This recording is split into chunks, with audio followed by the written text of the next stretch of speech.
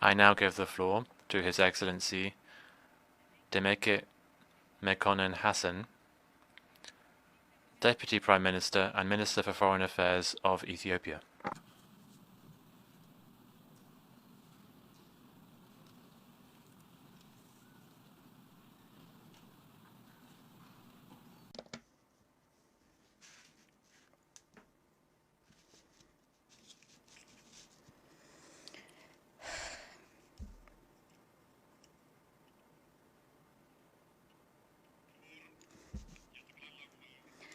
Excellency, President of the General Assembly, Excellency, Secretary General of the United Nations, Excellencies, Heads of State and Government, the peace-loving people of our world, ladies and gentlemen.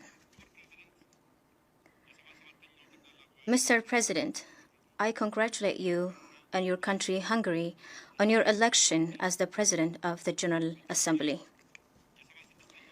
I would also like to thank His Excellency Abdullah Shahid for his service and leadership during the 76th General Assembly. I have the greatest honor to speak before this august assembly representing my country, Ethiopia. We are at a historic crossroads in the evolution of our multilateral system. Humanity is facing multiple and complex challenges ranging from climate change, extreme poverty, conflicts, terrorism, and geopolitical tensions. The consequences of these global challenges are of epic proportions and leave adverse socio-political impacts across the world. Nevertheless, international cooperation is not at a level near the gravity of the challenge.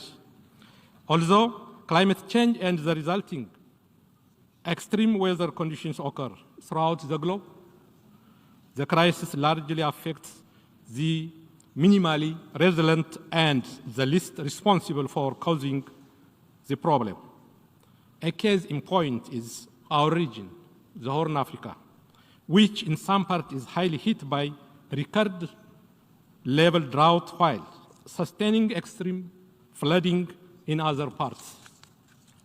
Mr. President, climate disaster and its insufferable impacts are preventable. I therefore make an urgent call to all states gathered here to translate rhetoric into action. We must realize our climate finance commitments to build resilience and mitigate impact. We should act to meet our emission reduction targets. This requires focused coordination, non-politicization, avoidance of securitization, and good faith cooperation among all stakeholders. I must emphasize, Africa is not responsible for the historic emissions that caused the climate crisis. Yet, we are the ones making the most tangible contribution to mitigate the impacts of climate change. In Ethiopia, our afforestation program, the Ethiopian Green Legacy initiative, saw the planting of billions of seedlings and created a strong culture of afforestation.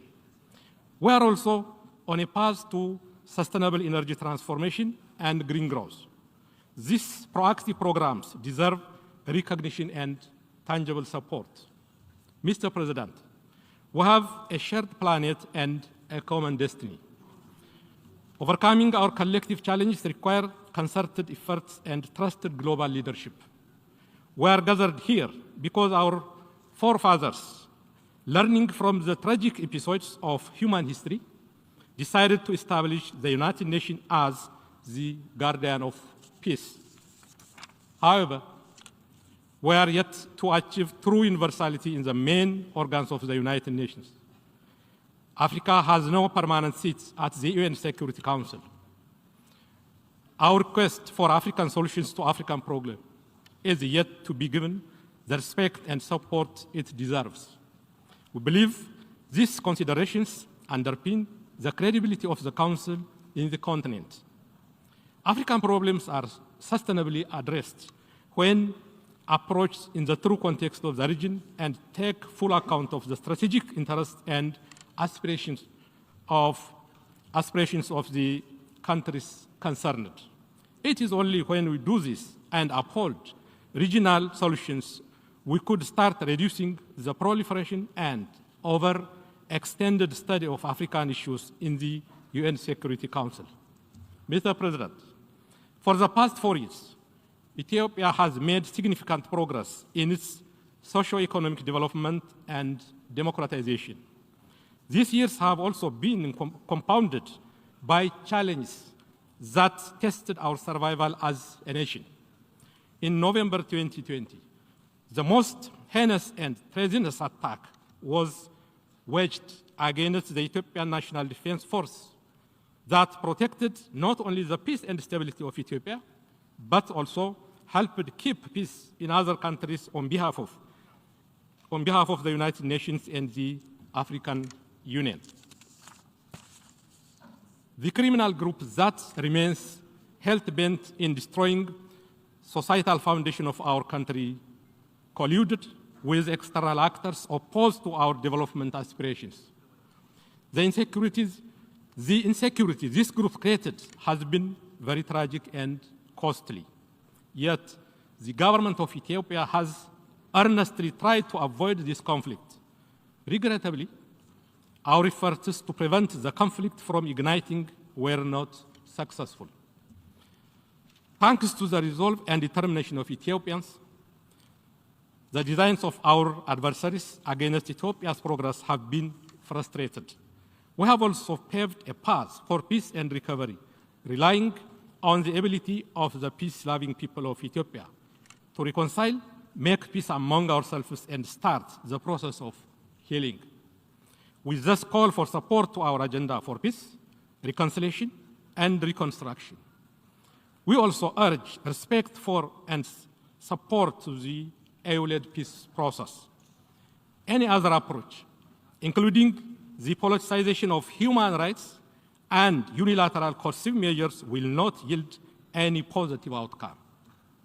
Mr. President, the past year has also been a milestone for my country and we believe to the entire Nile River Basin. Our project, the Grand Ethiopian Renaissance Dam, commenced lighting our homes and fulfilling our intergenerational aspiration. All the glory and gratitude go to the people of Ethiopia who financed this project. The dividend goes far and wide to the entire region. Taking this opportunity, I reiterate Ethiopia's commitment to equity and cooperation in the use of transboundary rivers and shared prosperity with all riparian countries. We will continue in good faith the trilateral negotiation under the auspices of the African Union to reach a mutually acceptable outcome. Mr. President, over the past 3 years, the implementation of the Sustainable Development Goals encountered serious setbacks. The global COVID-19 pandemic has tested our health system. Global trade in goods and services was halted, causing a great deal of loss to our economies. The response by international financial institutions has been below the required level and did not account for the special vulnerability of least developed countries. As the Secretary General of the United Nations put it, it is necessary to turbocharge the implementation of the SDGs. We call for enhanced focus and support to national efforts to improve agricultural and manufacturing productivity, increase investment, facilitate technology transfer, foster fair trade, redouble debt cancellation, and restructuring and enhance international finance for national priority projects. Furthermore, we should enhance the efforts to combat illicit financial flows, unlawful extradition and trade of minerals and corruption. Africa's youthful population and its vast natural resources should be a source of growth and better jobs. Africa can be the showcase for green and sustainable development. it can feed and power itself and the world. This requires reform of the global financial architecture to ensure more equitable, speedy, and collaborative cooperation based on the needs and potential of least developed countries. More importantly, we must actively support governments that work to create a conducive environment for the prosperity of their countries. In addition, Africa's effort to chart its destiny must not be complicated by big power competition. Mr. President, allow me to conclude by re-emphasizing the need to scale up international cooperation. The gravity of the challenge we face today demands us to come together in search of collective solution. We need more, not less, multilateralism. We shall continue to uphold our cardinal principles of independence, impartiality, integrity, non-interference, sovereign equality, and non-selective to maintain a working multilateral system rooted in the Charter of the United Nations. We need to reform our global institutions to reflect current realities. We need to make them more representative and responsive to the demands of the time. Only through genuine solidarity and concerted action could we ensure collective security and prosperity. I thank you all for your attention and wish you, Mr. President, a successful term of office. I thank you. አመሰግናለሁ።